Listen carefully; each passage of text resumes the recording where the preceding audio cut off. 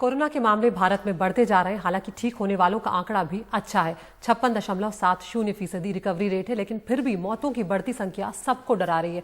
वहीं कोरोना की दवा बनाने को लेकर भी कई दावे किए गए, लेकिन इधर प्लाज्मा थेरेपी का काफी जिक्र हुआ, खासकर दिल्ली में, जहां कई मरीजों को इसका फायदा भी मिला। इसमें कोरोना से ठीक हुए मरीजों के खून से प्लाज्मा निकालकर कोरोना के गंभीर मरीजों को चढ़ाया जाता है। ठीक हुए मरीजों में एंटीबॉडी डेवलप हो जाते हैं जो दूसरे मरीजों के काम आते हैं। लेकिन ऐसी खबरें भी हैं कि प्लाज्मा मिलने में दिक्कतें आ रही हैं।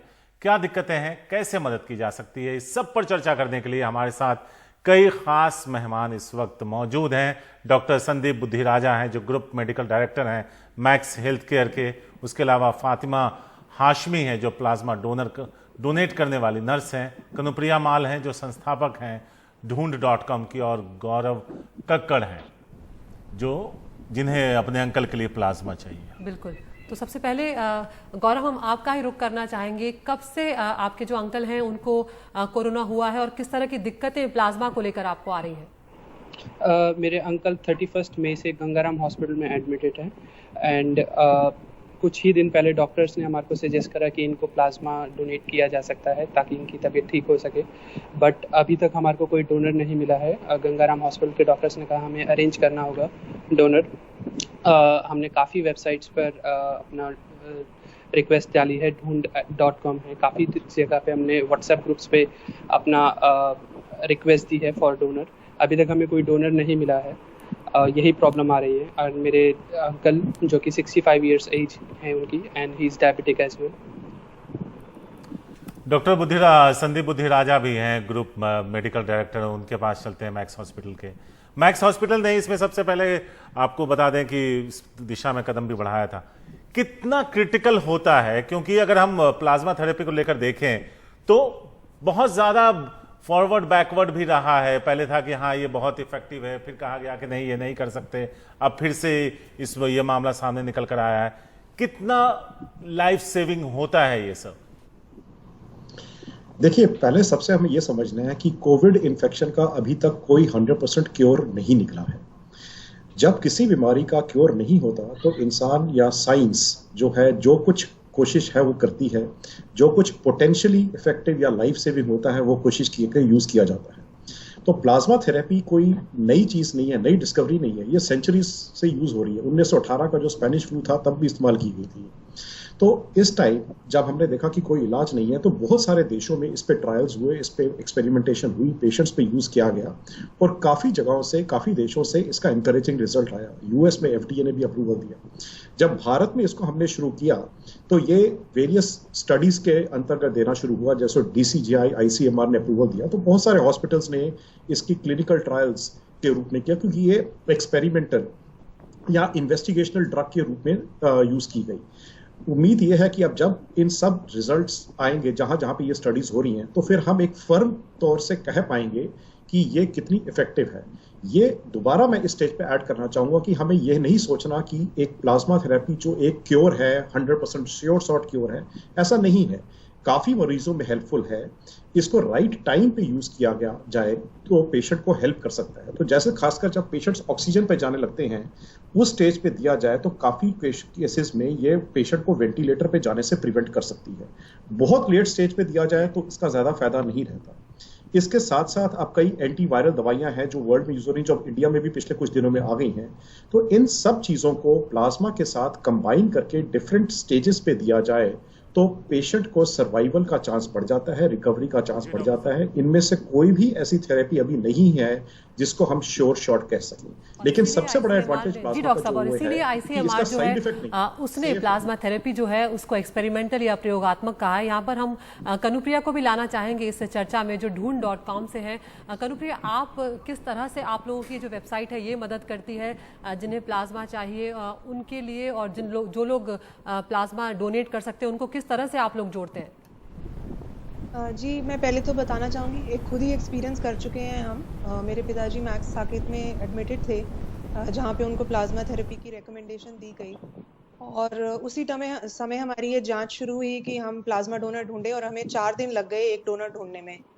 एंड इस स्थिति में हमें और भी लोग मिले जिनको प्लाज्मा डोनर चाहिए था, और फिर हमने सोचा कि शायद बहुत ही लोग होंगे जो इस सिचुएशन में हैं और सब इसी मुश्किल से गुजर रहे हैं कि एक डोनर मिल जाए।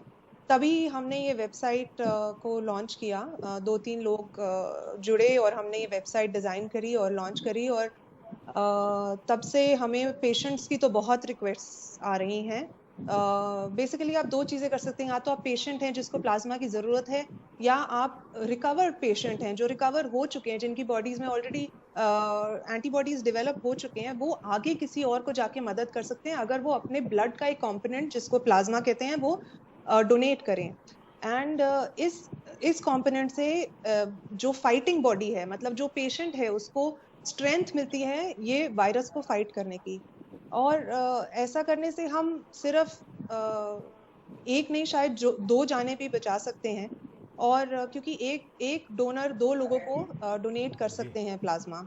सो यही हमारी कोशिश थी कि हम एक एक्सटेंशन बन जाए। जो फैमिली ऑलरेडी स्ट्रगल कर रही है एक डोनर को ढूंढने को, हम उनकी eyes and hands and years बन के उनको हेल्प करें कि वो डोनर ढूंढ पाए। अब हमारी वेबसाइट को लॉन्च हुए 11 दिन हुए हैं और हमारे पास टोटल 700 पेशेंट्स की रिक्वेस्ट आई हैं फॉर प्लाज्मा। उसमें से अबाउट 80% दिल्ली के ही हैं। बट डोनर्स जिन्होंने साइन अप करा है, रजिस्टर करा है, वो सिर्फ 179 है। और उसमें से भी हमारी वेरिफिकेशन के बाद सिर्फ 57 एलिजिबल डोनर्स होते हैं, मतलब कि उनका ब्लड प्लाज्मा लिया जा सकता है। तो आप देख सकते हैं जो डिस्पैरिटी आ रही है। एक तरफ हमारे 700 पेशेंट्स हैं जो वेट कर रहे हैं, और दूसरी तरफ हमारे पास सिर्फ 50 या 60 डोनर्स हैं जो टेस्टिंग करा के बता सकते हैं कि शायद वो डोनर बनेंगे भी या नहीं। तो मेरी अपील ये है कि आपसे इस पे आपने इस पर रोशनी डाली। फातिमा है हमारे साथ। फातिमा, आपने पहला सवाल तो यह है कि प्लाज्मा किसको डोनेट किया, और प्लाज्मा डोनेशन को लेकर कई तरह के मिथ भी हैं, जैसा खून डोनेट करने को भी लेकर है। जरा बता दीजिए कि कितना आसान रहा, क्या प्रोसेस रहा और क्या कामयाबी मिली आपको जिसके लिए आपने प्लाज्मा डोनेट किया था। पहले मैं ये बताने के लिए चाहेगा कि मैं प्लाज्मा डोनेट करने से पहले मुझे पता नहीं किसको मैं प्लाज्मा डोनेट कर रही है। इसके बाद मैं प्लाज्मा डोनेट करने के बाद मुझे पता चला मैं किसको प्लाज्मा डोनेट किया है। मैंने और कुछ नहीं सोचा। मैंने तो मेरा लाइफ से किसी का लाइफ सेव कर सकते हैं तो वो तो अच्छा है, क्योंकि मैं तो नर्स है, मुझे पता है कितना पैथेटिक कंडीशन अभी है कोविड-19 की वजह से। तो मेरा लाइफ से किसी का लाइफ सेव कर सकते हो, वही मैंने सोचा। तो ये प्लाज्मा डोनेट करना यूजुअली ये खून डोनेट करते हैं वो वैसा ही है। इसमें हमारा पहले ये प्लाज्मा डोनेट करने से पहले हमारा एंटीबॉडी हमारा कोविड-19 का टेस्ट होगा। वो नेगेटिव है तो हमको डायरेक्ट हमारा सारा ब्लड चेक करके हमारा ब्लड ग्रुप और वायरल मार्कर्स HIV वो सब कुछ टेस्ट होने के बाद वो सारे नेगेटिव है तो हमको सीधा प्लाज्मा डोनेट कर सकते हैं। और इसके बाद उतना साइड इफेक्ट भी नहीं है। प्लाज्मा थेरेपी कोई भी साइड इफेक्ट नहीं है। मैं एग्जैक्ट प्रूफ हूँ, मेरे को कोई भी साइड इफेक्ट नहीं हुआ है तो बताने के लिए। बिल्कुल ठीक है फातिमा, जिस तरह से आपने बताया कि कोई भी साइड इफेक्ट नहीं है, ये कहीं ना कहीं एक उम्मीद करते हैं इससे लोग जो कोविड से ठीक हुए हैं वो प्लाज्मा डोनेट करने को लेकर प्रोत्साहित होंगे और आगे लोगों की मदद करने आएंगे। डॉक्टर संदीप, आपसे यहाँ पर जानना चाहेंगे, आप कई मरीजों को देख रहे होंगे, एक तो कि किस वक्त ये तय किया जाता है कि प्लाज्मा जो है वो दिया जाना है और टाइमिंग किस तरह की होनी चाहिए, ये आपसे जानना चाहेंगे। और इस वक्त आप जो मामले देख रहे हैं उनमें किस तरह की दिक्कतें आ रही हैं, क्योंकि जिस तरह से कनुप्रिया बता रही हैं जिनको चाहिए उनकी तादाद बहुत ज़्यादा है और डोनेट करने वालों की तादाद बहुत कम है, उसमें से भी जो एलिजिबल हैं वो और कम हो जाते हैं। तो ये कैसे तय किया जाता है कि किसका प्लाज्मा जो है वो लेना है?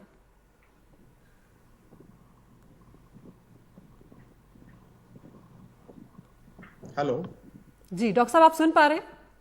हाँ जी आप सुन पा रहे हैं। डॉक्टर साहब ये जानना चाह रहे हैं आपसे कि किस तरह से, जी अगर आप सवाल सुन पाए तो जवाब दें। हाँ, तो टाइमिंग बड़ी क्रूशल है इसमें। बहुत माइल्ड केसेस में अर्ली स्टेजेस में देने का कोई फायदा नहीं होता, और जब मरीज मल्टी ऑर्गन फेलियर या एक्सट्रीम वेंटिलेटर पे है और बचने की उम्मीद कम है तब भी उसका कोई फायदा नहीं है।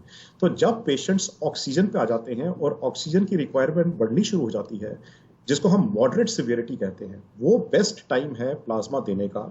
और प्लाज्मा देके हमें उम्मीद ये है कि धीरे धीरे ऑक्सीजन रिक्वायरमेंट कम हो जाएगी।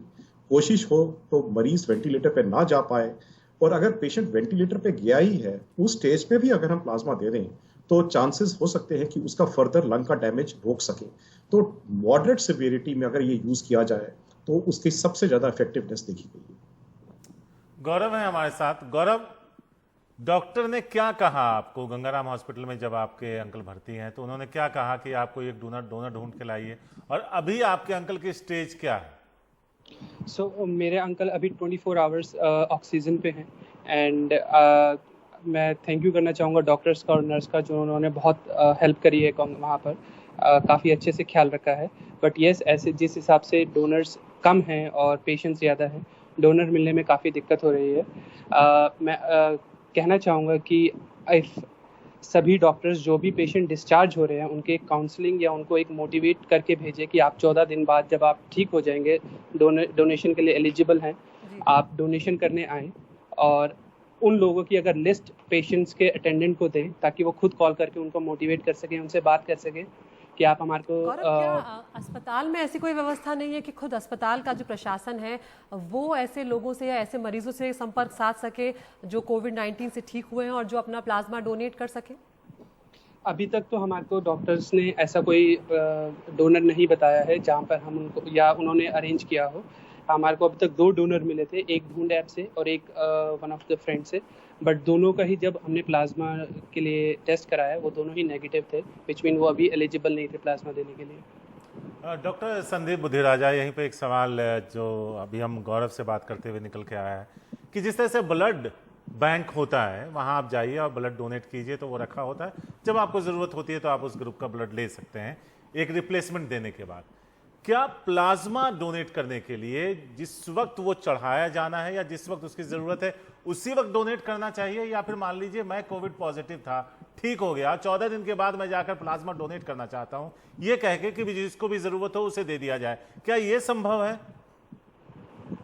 बिल्कुल होना ही ऐसे चाहिए। इनफैक्ट हमने मैक्स हेल्थ केयर में ये प्रोटोकॉल बनाया है कि जो भी कोविड का मरीज डिस्चार्ज हो रहा है, डिस्चार्ज से पहले पेशेंट को, उसके अटेंडेंट्स को प्रॉपर एक काउंसलिंग करते हैं, ये बताने के लिए कि अब आप इस बीमारी से निकल गए हैं, बच गए हैं, आप घर जाइए, थोड़ा सा रेस्ट करके रिकवर करिए, और 2 हफ्ते के बाद आके आप अपना प्लाज्मा डोनेट करें। एक इंसान 2 लाइफ्स को सेव कर सकता है।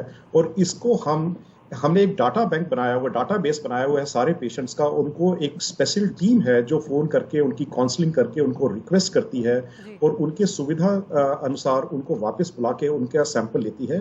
और प्लाज्मा का बिल्कुल बैंक बनाया जा सकता है। ये नहीं होना चाहिए कि मुझे आज एक पेशेंट को देना है तभी मैं डोनर ढूंढ रहा हूँ। ब्लड बैंक की तरह एक प्लाज्मा बैंक भी होना चाहिए जहाँ पे सारे पोटेंशियल डोनर्स आके डोनेट कर जाएं और जिस ब्लड ग्रुप का हमें चाहिए प्लाज्मा वो हम निकाल लें।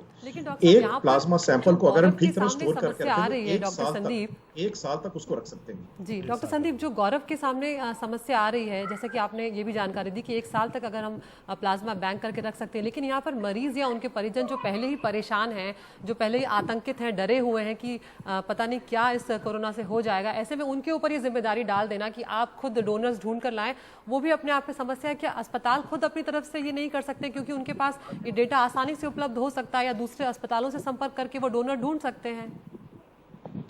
एग्जैक्टली मैं भी ये कह रहा हूँ कि मैक्स में हमने एक पेशेंट जो डिस्चार्ज होकर जा रहा है उसको पूरा हमने एक बेस बना, डाटा बैंक बनाया हुआ है, जिसको एक पूरी टीम है हमारी बैकएंड पे जो फोन करके रिक्वेस्ट करती है कि आप आइए, फ्यूचर के लिए हम आपका सैंपल रखना चाहते हैं, पहले डोनेट करके जाइए, या उस टाइम अगर कोई पेशेंट है तो हम कनेक्ट करवाते हैं, रिक्वेस्ट करते हैं कि आप आइए।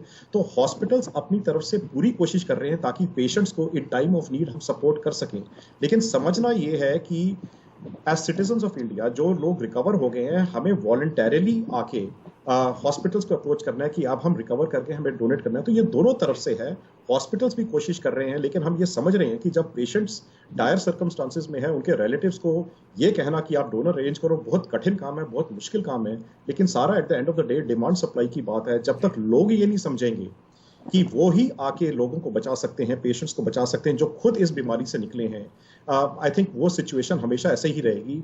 बट आपके जरिए, आपके मीडियम जो सोशल मीडिया है, न्यूज़ चैनल्स हैं, न्यूज़पेपर्स हैं, उनके जरिए इस स्टेज पे ये बहुत ज़रूरी है लोगों को बताना कि ये कितनी इम्पोर्टेंट चीज है और बिल्कुल सेफ प्रोसेस है। आए आप सभी लोगों का बहुत बहुत शुक्रिया।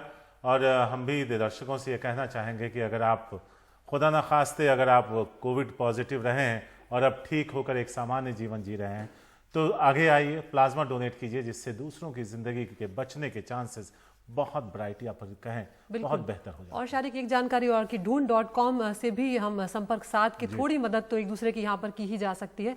तो उम्मीद है इससे दर्शकों को कुछ जानकारी मिली होगी और कुछ जो डोनर्स बन सकते हैं वो जरूर मदद को दूसरों की आगे आएंगे। तो इस खास पेशकश पे इतना ही। नमस्कार।